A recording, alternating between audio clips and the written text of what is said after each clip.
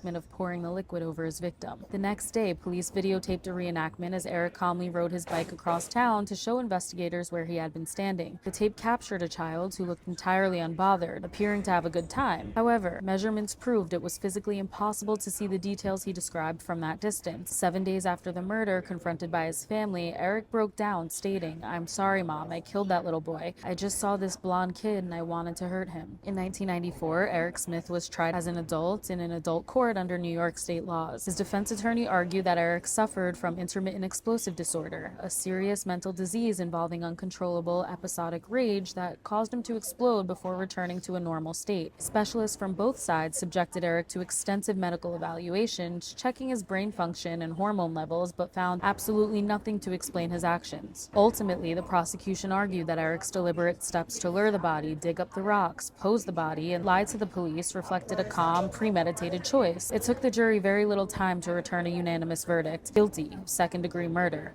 Eric was sentenced to the maximum juvenile penalty of 9 years to life in prison. For the next nearly 3 decades, Derek's parents were handed their own life sentence. Every 2 years, they were forced to endure a grueling parole process, writing letters and recording videos to beg the board to keep the killer behind bars. Transcripts from Eric's early parole hearings painted a terrifying picture. In 2004, at age 24, Eric explicitly admitted to the board that strangling the child gave him a positive, good feeling at the moment, stating that because he had been bullied and disrespected his entire life, he wanted to see what it felt like to step out of the victim role and become the victimizer. He even admitted that if he hadn't been caught, it was highly probable he would have killed again. Over the years, Eric remained incarcerated as 10 consecutive parole requests were flatly denied.